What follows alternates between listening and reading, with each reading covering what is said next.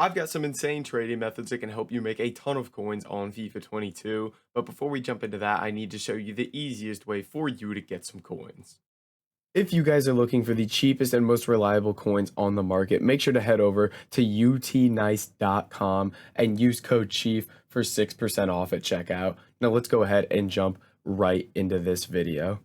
All right, boys. So jumping into these trading methods, we got a couple different low budget things that can help you build your coins up here on FIFA 22. So jumping into our first one here, what we're going to be looking at is bidding on some League SBC bronzes and silvers here. And we're going to start off with the Eredivisie here. Now, my favorite thing to do when it comes to bidding on League SBC bronze and silver cards is looking at any sort of minor league where the cards have value. Because a lot of times people are focused on those five major leagues. Whereas with these minor leagues, any of them that actually go for something are really, really easy to win. So you can see right now, silver Eredivisie cards are selling for about 650 coins a piece here, as you can see. So selling for 650, we want to pick these up for 150 coins under what we're going to sell for. So if we're selling at 650, I want to pick these up here for 500 or less, sniping and bidding. And you can see there's going to be a bunch of deals rolling in here just because there is just so much supply of these cards. So first thing you can go through is go through and toss a bunch of bids down on these cards.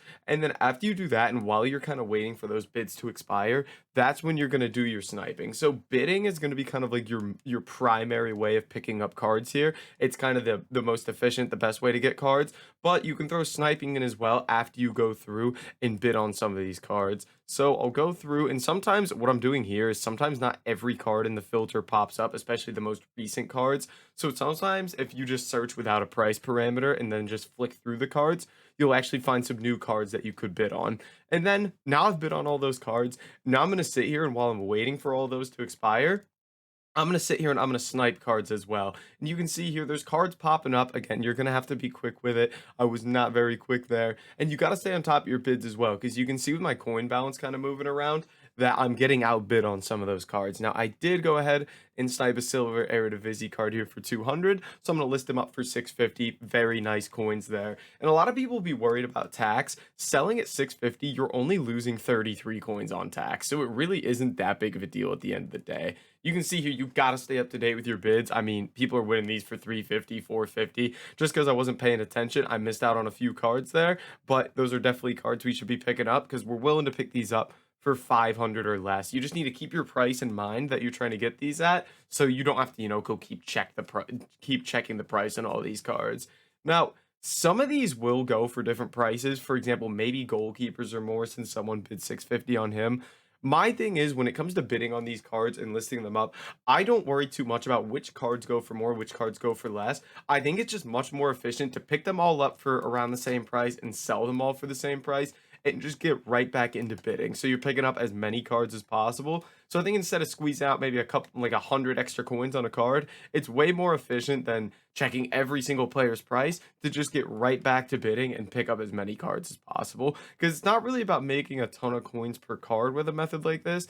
It's more about just like picking up as many cards as possible here, which you can probably tell because, when you're under 100K and you're doing a method like this, it's going to be a little bit slower. But when you do this over and over and over, it really builds up. Like, for example, pick up a card for 400 here, sell it for 650. You're making over 200 coins on this still. If you can pick up 5 of those a minute, then you're making 1,000 coins a minute, which is 60K an hour. Maybe it takes a little bit longer. If you can make 50,000 coins in an hour, that is great. So you can't turn your nose at that at all. And you can see a lot of these cards as well are going for some crazy price. You can see we're picking these up 300, 400 coins a piece. I mean, those 3 cards alone, that's 1,000 coins profit right there. You just got to kind of look at it like that and see. When I'm doing a method, I like to see how quickly I'm picking cards up, look at my profit, and then kind of like extrapolate that to an hour-long period and be like, oh, if I did this method for an hour, how many coins would I make while doing this? And you can really do this with any league SBC where these cards go for something. For me, I'm doing Silver Eredivisie right now because it is just working super well. I mean, if we just say we sell these for 650, we'll even make the tax bigger than it is. Say we're getting 600 coins on each of these. That's 300 coins profit.